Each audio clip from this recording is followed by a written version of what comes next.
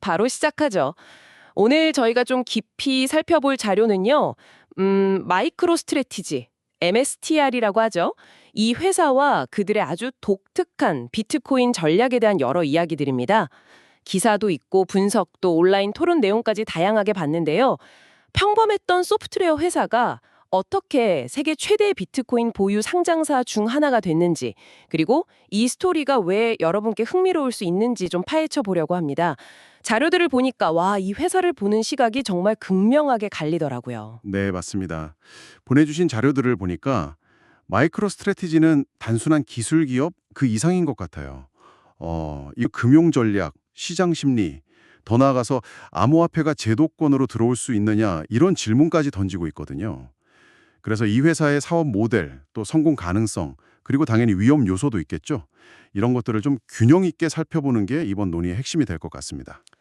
좋습니다. 그럼 하나씩 좀 풀어가 보죠. 마이크로 스트래티지, 원래는 기업용 데이터 분석 소프트웨어 회사였잖아요. 그렇죠. BI 솔루션으로 꽤 알려졌었죠. 네. 그런데 2020년부터 그 창업자 마이클 세일러 주도로 정말 어마어마한 양의 비트코인을 막 사들이기 시작했어요. 심지어 최근에는 회사 이름에서 마이크로를 빼고 그냥 스트래티지로 바꿨다면서요. 로고에도 비트코인 상징 B를 넣고요. 이건 뭐 거의 정체성을 바꾼 건데 이 변화 어떻게 봐야 할까요? 본질이 뭘까요?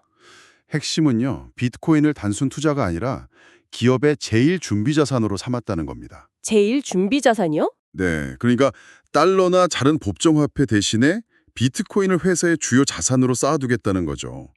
이게 정말 대담한 선언인 게 회사의 운명을 거의 비트코인 가치에 연결시킨 거예요. 실제로 본업인 소프트웨어 사업 매출이 2023년에 한 5억 달러 정도인데 지금 보유한 비트코인이 25년 4월 기준으로 52만 8천 개가 넘으니까요. 전체 유통량의 2% 이상입니다. 와, 2%요. 엄청나네요. 그렇죠.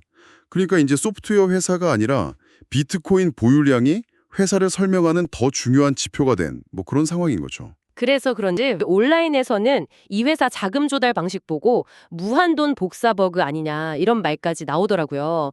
이게 좀 특히 전환사채라는 걸 아주 영리하게 쓴다고 들었어요. 거의 0% 이자로 돈 빌려서 비트코인 사고 나중에 주가 오르면 채권을 주식으로 바꿔주면 된다. 이게 어떻게 가능한 거죠? 너무 좋아 보이는데요? 네, 바로 그 지점인데요. 이 전환사채라는 게 나중에 주식으로 바꿀 수 있는 권리가 붙은 채권이잖아요. 이걸 아주 낮은 이자로 발행해서 자금을 모으는 겁니다.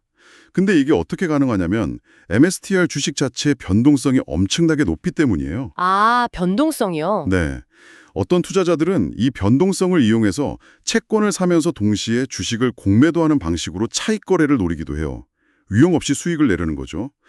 MSTR 입장에서는 낮은 비용으로 자금을 조달해서 계속 비트코인을 살 수 있고 또 비트코인 가격이 올라서 주가가 오르면 채권 투자자들도 주식 전환으로 이익을 보니까 서로 좋은 구조를 기대하는 거죠.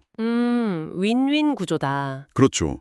물론 이 과정에서 기존 주주들의 지분 가치가 희석될 수 있다는 단점은 분명히 존재하고요. 정말 놀라운 건 그래서인지 이 회사의 시가총액이 실제로 보유한 비트코인 가치보다 훨씬 높다는 점이에요. 자료 보니까 약 2.6배의 프리미엄이 붙어 있다는데 단순히 소프트웨어 사업 가치 때문만은 아닐 것 같거든요. 이 엄청난 프리미엄은 대체 어디서 오는 걸까요? 몇 가지 해석이 같이 작용하는 것 같습니다. 첫째는 규제 때문에 비트코인 현물 ETF 같은 걸 직접 못 사는 기관 투자자들이 있거든요. 아, 네네. 이들에게 MSTR 주식이 합법적으로 비트코인에 간접 투자할 수 있는 수단을 제공한다는 거죠. 일종의 대리 투자처가 되는 겁니다. 그렇군요. 대리 투자처? 둘째는 투자자들이 MSTR을 그냥 비트코인을 많이 가진 회사가 아니라 앞으로도 계속해서 어쩌면 빚을 내서라도 공격적으로 비트코인을 사 모을 회사로 본다는 거예요. 약간 비트코인 자동 매수기 같은 느낌인가요? 맞아요. 그런 비유가 가능하죠. MSTR 주식을 사는 행위 자체가 미래의 비트코인 상승분에 대한 레버리지 투자처럼 여겨지는 겁니다. 이 미래 매수 능력에 대한 기대감이 프리미엄의 상당 부분을 차지한다고 볼 수 있어요. 확실히 매력적이긴 한데 듣다 보니 정말 아슬아슬한 줄타기 같다는 생각도 드네요. 이런 전략이면 당연히 위험도 클 것 같은데요. 당연합니다. 가장 큰 위험은 역시 뭐니 해도 비트코인 가격 자체의 극심한 변동성이죠. MSTR의 재무 상태는 비트코인 가격에 거의 절대적으로 의존하고 있어요. 만약에 비트코인 가격이 장기간 폭락한다면 특히 그 빌린 돈, 전환사채 만기가 돌아왔을 때 심각한 유동성 위기에 처할 수 있습니다. 그렇죠. 빚을 갚아야 하니까. 네. 그리고 비트코인의 내재 가치를 평가할 명확한 방법론이 없다는 것도 위험을 키우는 요소고요. 또 과거에 CEO가 증권법 위반 이력이 있다는 점이나 계속되는 주주지분 희석 문제도 무시할 수 없죠. 심지어 일부 온라인 토론에서는 이런 구조가 거의 폰지 사기 아니냐는 격한 비판까지 나왔습니다. 폰지 사기라. 상당히 센 비판이네요. 마이크로 세일러는 비트코인이 모든 것에 스며들 준비를 해야 한다. 이렇게 장밋빛 미래를 얘기하던데 회사의 운명이 정말 비트코인 가격 하나에 이렇게 좌우되는 구조는 확실히 불안해 보이긴 합니다. 그런데요, 또 다른 측면도 봐야 합니다. 뱅가드나 블랙록 같은 세계적인 자산운용사들이 MSTR의 주요 주주로 참여하고 있다는 사실이에요. 그 큰 회사들이요? 네, 이들이 단순히 투기 목적으로만 MSTR에 투자했다고 보기는 좀 어렵거든요. 이건 MSTR의 전략이 뭐랄까 제도권 금융의 시각에서도 어느 정도는 논리를 인정받고 있다는 신호일 수도 있습니다. 그리고 만약 앞으로 비트코인에 좀 더 친화적인 정책 환경이 만들어진다면 MSTR에게는 이게 또 큰 기회가 될 수도 있다는 분석도 있고요. 자, 그럼 슬슬 정리를 좀 해볼까요? 마이크로 스트래티지, 원래 소프트웨어 기업이었는데 이제는 비트코인이라는 단일 자산에 회사의 미래를 거는 아주 대담한 실험을 하고 있다. 이렇게 볼 수 있겠네요. 전환사채를 활용한 독특한 자금 조달 방식, 그리고 보유 자산 가치를 훨씬 뛰어넘는 시장의 평가는 분명 주목할 만한 현상이고요. 맞습니다. 하지만 동시에 비트코인 가격 변동성에 대한 극단적인 노출, 또 구조적인 금융 리스크, 경영진 관련 논란 같은 정말 외줄타기 같은 위험 요소도 안고 있죠.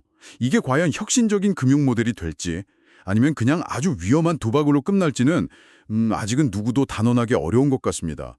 여기서 중요한 질문 하나가 떠오르는데요.